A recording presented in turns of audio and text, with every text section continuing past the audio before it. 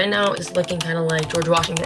A lot of things changed. Like, I was going into university. Second year came around. I don't know if I want to get into this. I'm not gonna lie. I cried more for that than I have a boy. God acting in mysterious ways, but obviously protecting me and guiding me on the path that I have to be on. I have lost friends. I don't think it's a loss if it was for the better. I like to think that I'm not boy-centered.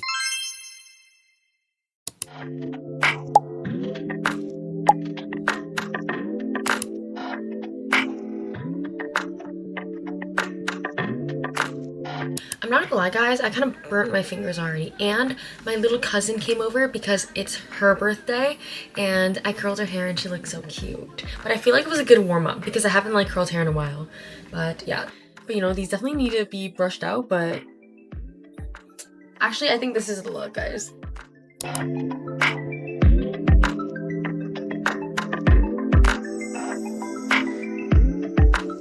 I'm gonna hairspray this, and then I'm gonna do my lashes, and then when I'm done my lashes, I'm gonna like brush it out and make it look more chill. Because right now it's looking kind of like George Washington. Let's see the back. Also, guys, I'm not gonna lie, I don't have like a wide hair curler, and I definitely want one because these are so tight, but I feel like it looks cute still after it's brushed out. Let's go hairspray this. And I'm gonna do it in the washroom so my room doesn't smell like hairspray. I usually taste the hairspray in my mouth too, which is kind of gross. For my lashes, I use these 3 tweezers. Also, guys, my nails are gonna be done soon, so ignore that. These like scary, pointy looking ones.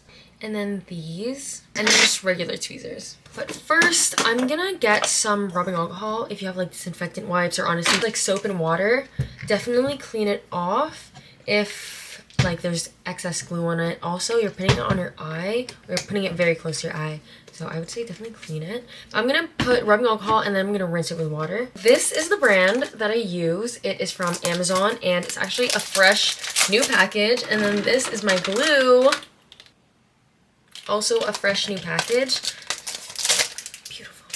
Okay, guys, now for the fun part. Kind of excited and kind of a little bit nervous because I'm gonna be sharing some facts. I'm gonna be asking myself some questions, which is honestly a bit scary because, I don't know, some things I don't say or you guys don't know, and it's just to myself and not really, I don't know how deep I'm gonna be getting into. Well, I guess we'll see. I hope you enjoy it, honestly. And I hope it feels like we're on FaceTime. If you need to get ready or anything like that, put this on while you're getting ready and we can get ready together. Starting with like the look though, we are going to do my lash clusters. We're gonna start with curling the eyelashes.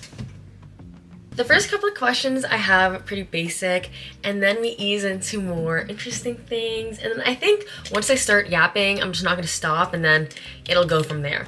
So the first question that I have is, how old am I? I am 20 years old. Before, I used to play this game at work with people that are new, and I was like, oh, like, how old do you think I am? Because I was always getting different things. When I was like newer at my work, which was a while ago, I thought I was like a lot younger than I was. But then when I got older, people were like, oh, you look like 20 when I was 18. One time, someone new was at work and we're like, oh, what high school do you go to? Da-da-da, whatever. I was like, oh, like, how old do I look? Like, how old do you think I am? This bitch goes, I don't know, 30?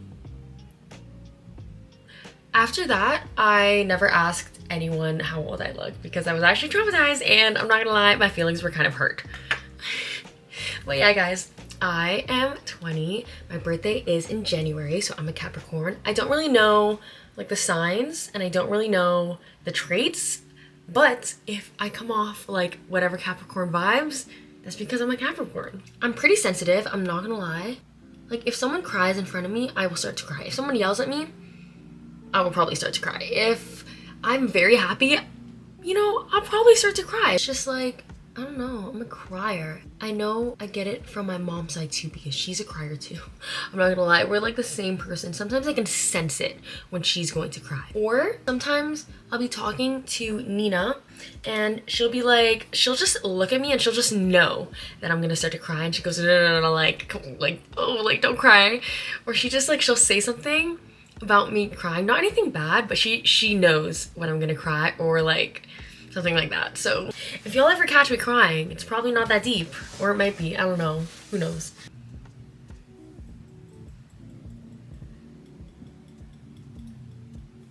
Where did my lashes go? Right here, right here, right here, right here. Okay, we're gonna do 113. Okay, so that is 113, and then I'm gonna do 12s until right before my eye just peaks up. Does that make sense?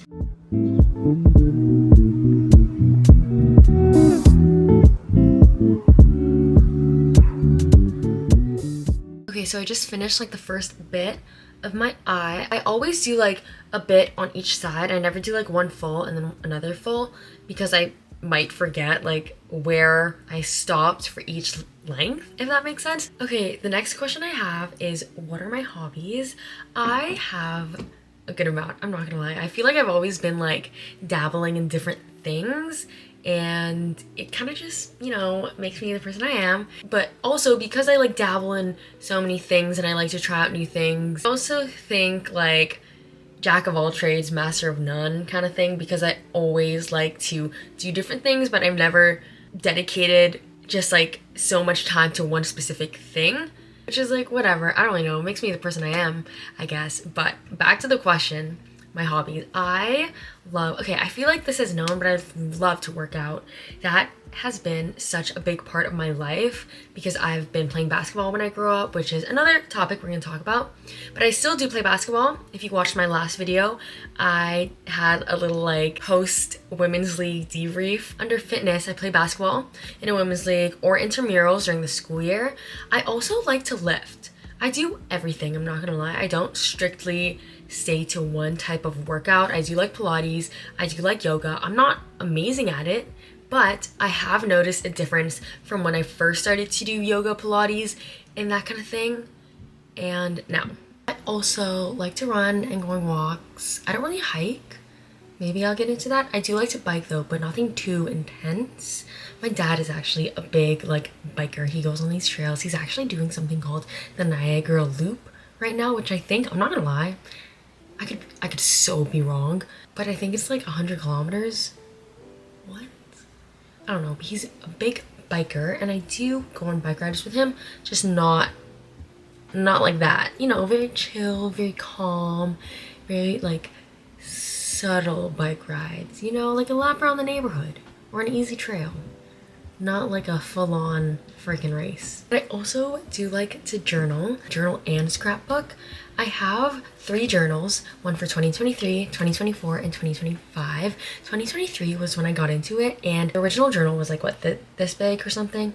And then after it was full, sometimes I go back and I read this stuff and it is so funny. It was also like when I was finishing grade 12, and I feel like during that time a lot of things were going on, and of course a lot of things changed. Like I was going into university, and going back and reading the stuff, it's like, it is really cute to see how much I have changed, but it's also really funny. Like I just feel like I have so many funny stories in there, and I'm like, oh my gosh, like what was I thinking, you know what I mean? I braid hair also, styled by JTT on Instagram if you like braids and you want to see some braids that I've done. Do my makeup, is that a hobby?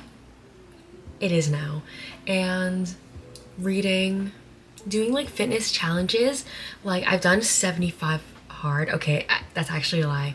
I did it for like 50 days, and then I ran a half marathon. Organizational stuff, decor, I love like looking at houses and just designs of buildings and interiors. I'm really into that.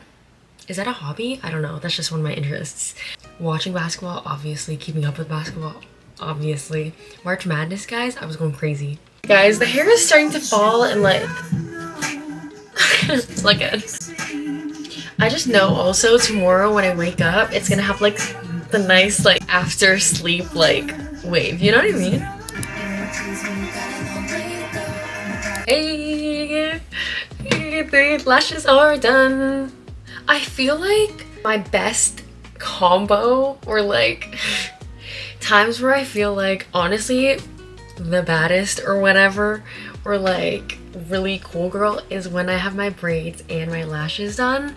I am actually gonna have my braids and my lashes done next week for Oshiega.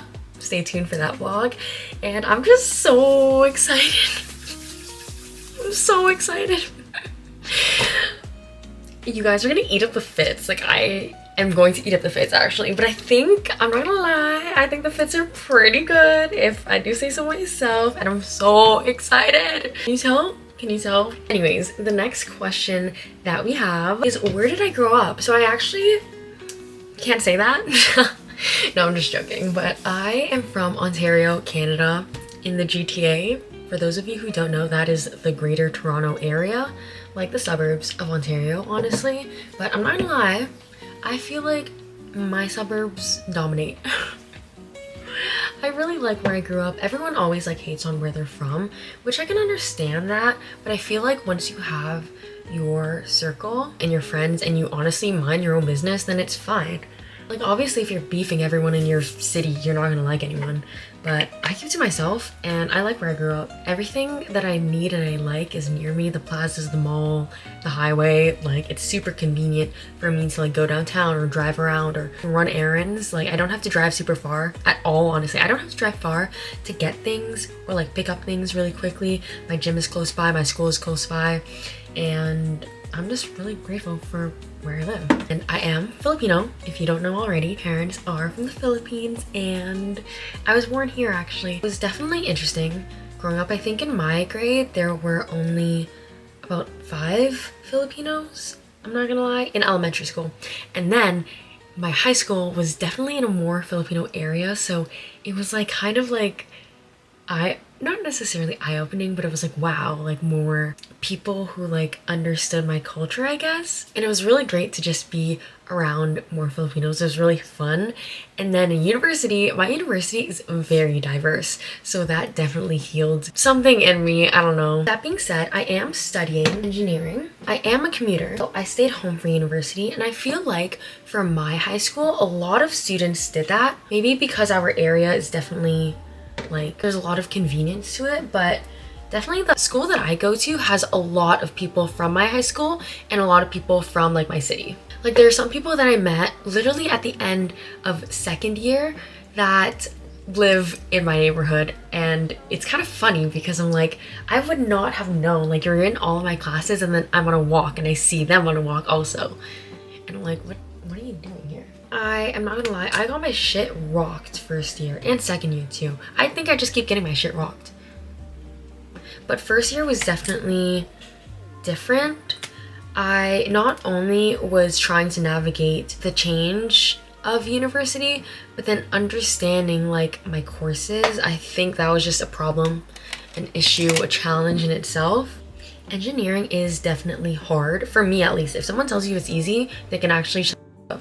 But it's hard, but it's not unattainable. You definitely have to have, you don't need to be the smartest one. You don't need to get straight A's, but you need to have a drive and hold yourself accountable and just keep pushing and just honestly like push past your limits. I don't know if that sounds great. And you don't have to sacrifice your social life. I definitely didn't, I'm not gonna lie. Actually, I did a bit, but like I wasn't big on going out anyway, so I don't know. A big thing for engineering too is finding your people. I am very lucky that not only do I have like a close circle in university for a commuter school too, but a circle of girls, real, true girlfriends in engineering too, in STEM. But yeah, definitely go outside your comfort zone, make friends, talk to the person who sits right next to you, walk up to a random table. I'm not gonna lie, when I did frosh, which for those of you who don't know, it's like the first week, like either before school or like the first week of school, whatever, in Canada at least. I don't know if you guys do it in the States, whatever. Orientation week, where every single day there's an activity, you do something, you meet new people in your program. I was sitting at a table full of guys because I knew one of the guys there, and it was just so many freaking guys everywhere, and I was like, oh my gosh, like I really need to make some girlfriends. Also, because growing up too, I didn't really have like guy friends. All my friends, all my close friends, they were always girls, you know? I got my girls, I always had my girls, which is a topic we're gonna talk about after. But there was a group of girls that walked by me and they were laughing. Not at me, they were just laughing to each other, and they were having like a great conversation, having a good time. I looked at the guys and I was like, it was nice meeting you guys, but I'm gonna go make some female friends. So I got up, walked up to them, and I was like, hey, like, my name's Juliana. Like, what are your guys' names? What program are you guys in? Like, where are you guys from? It was great. It was definitely terrifying. I definitely stepped out of my comfort zone, and it was really nice. And I've just made so many good friendships from going out of my comfort zone and making that first step. Also, the friends that I made have been there for me in so many ways. Obviously, it is beneficial when it comes to school. Like, I have people to sit with, I have people to ask questions to, I have people to talk about the topics and the courses that we're going to be taking next year and our plans. But it's also like they have been there for me in like my personal life and in just my growth of a person outside of school. I've shared so many fun memories with them outside of school. I go out with them, I go on drives with them, and it's just so nice to have new friendships that are not just from high school. They know you outside of who you were from high school. It's just such a fresh start, but also they keep me on my toes when it comes to my schoolwork, when it comes to my career. I'm not quite sure how I got on to that. Anyways though, blush.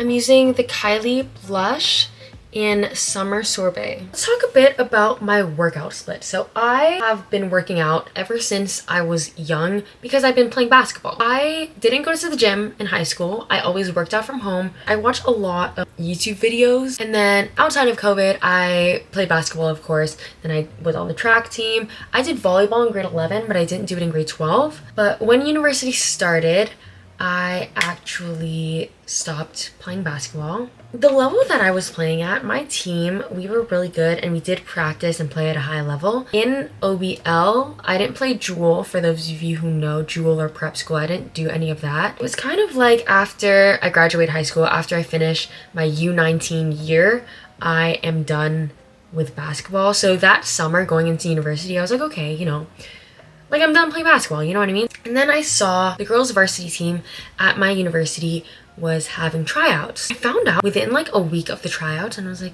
wait, like I can try out for the team.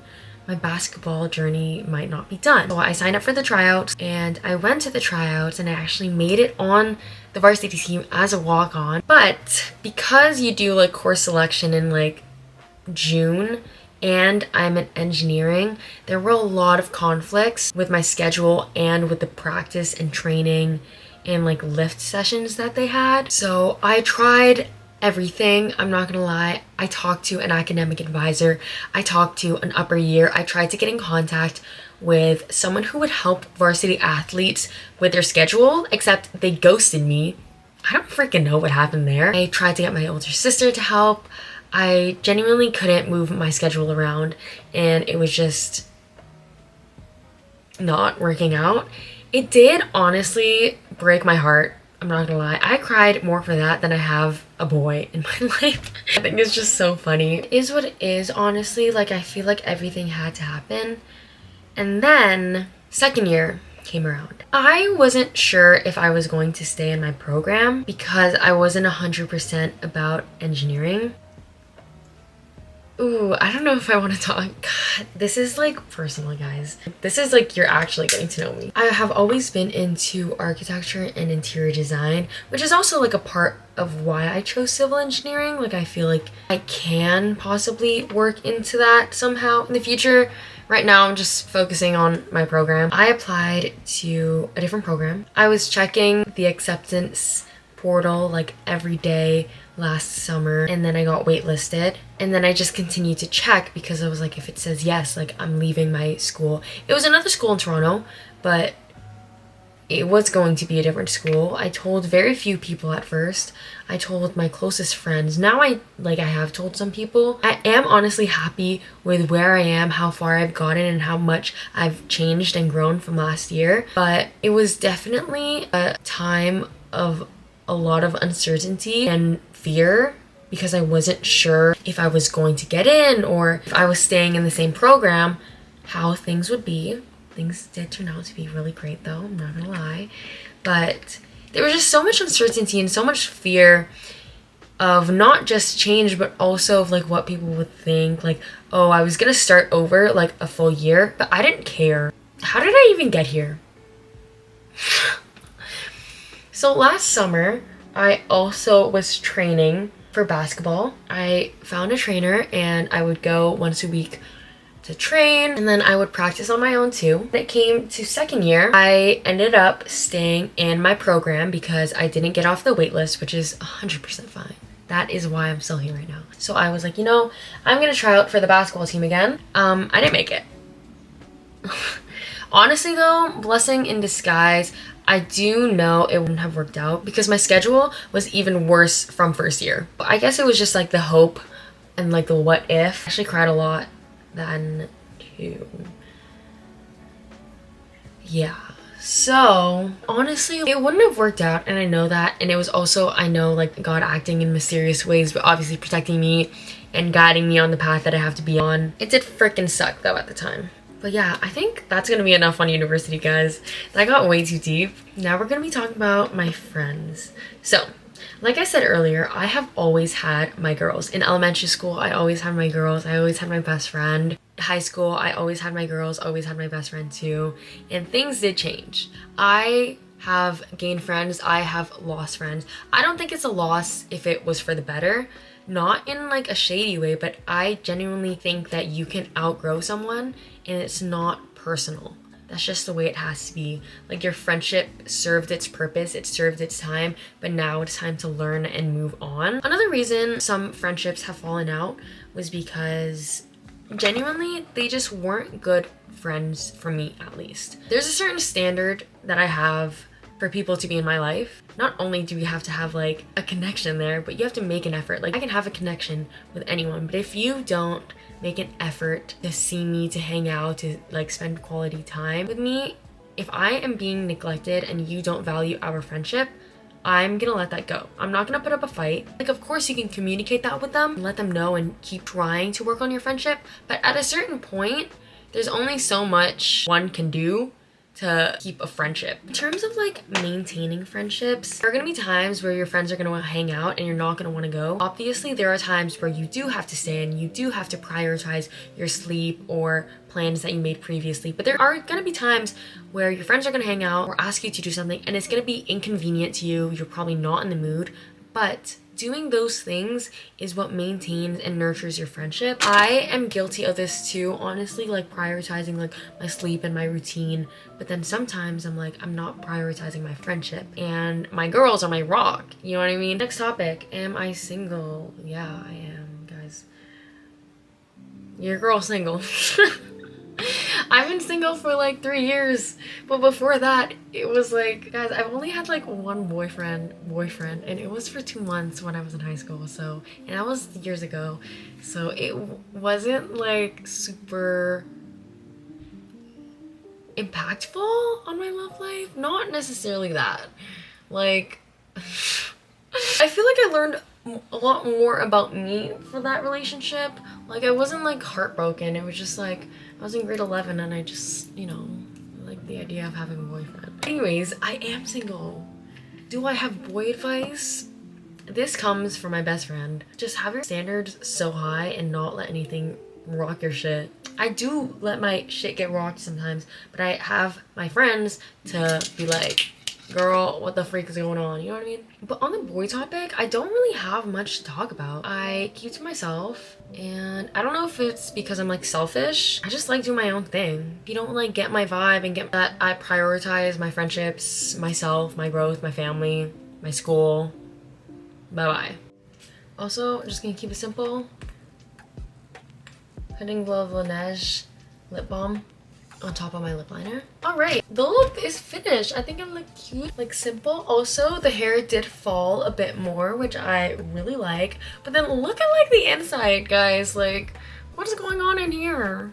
I need to recurl that. More topics that I had.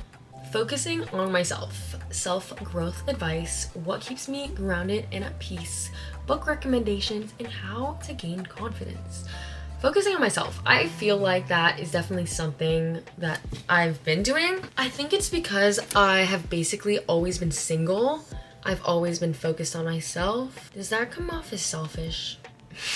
No, but like I'm not I like to think that I'm not boy-centered or like up in other people's business. I think COVID was definitely a big part, obviously, as COVID is a big part of everyone's life, but during lockdown, I loved like the morning routine videos and stuff like that. So I would wake up early and meditate and stretch and read, do like that kind of stuff. I think that definitely impacts how like I handle things in university and my routines that I have now. Self-growth advice.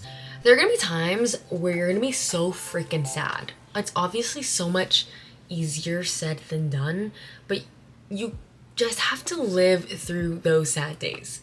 It's probably the stupidest shit you've ever heard, but live through those sad days. Feel the sad, feel the anxiousness, feel the confusion. Let it be. Cry when you need to cry, scream when you need to scream, let it out. When you need to like sit and rot in your bed, do that, but know your limits.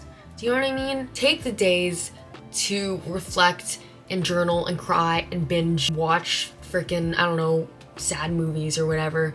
But at a certain point, after you've gone through that phase of just crying and all of that, flip the switch and act as your best self. What would someone who is healed, someone who is happy, someone who is independent, what would they do?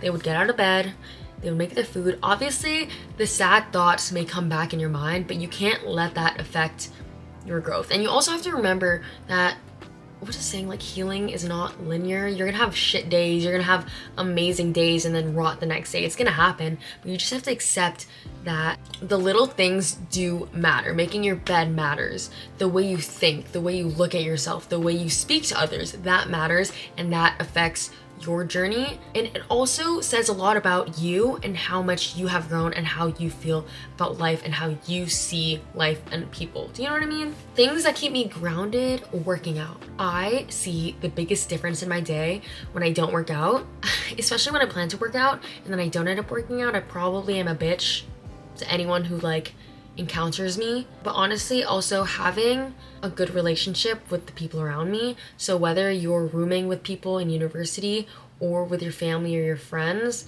because I still live at home and I live with my family, I have a pretty great relationship with my family and I'm really grateful for that. But they keep me grounded because they understand me. I'm just around such loving, beautiful people that I know that I can express my emotions when I need to. I can go to advice to people when I need to. I also have my own personal space where if I need alone time, I can do that. If I need to go on a walk, I can do that. Hobbies keep me at peace. My drawing, my journaling, my reading, meditation when it does get tough, I'm not gonna lie. Also, things that are like fun and energetic, dancing to music, going on runs, singing. Guys, I sing all the time. I actually don't shut the f up. But I think I sound good, so the last topic / question that I had here was how to gain confidence. I have these affirmations that I have been telling myself since COVID, actually. I wrote them down in my like book and the pages are so like freaking disheveled and ripped up and like crumpled. But I don't do it as much now, but for at least like 2 to 3 years, I would tell myself these affirmations every single day. And it had to do not just with how I view like myself and my body, but my goals and my drive and having confidence for that. So definitely telling yourself affirmations, finding what works for you, and also putting in the work. Also, faking it till you make it. Nobody knows if your confidence is real. Nobody knows except yourself. So if you act confident, everyone's gonna think you're confident. And then you're gonna trick your mind into thinking that you're confident, which you are confident, if you know what I mean.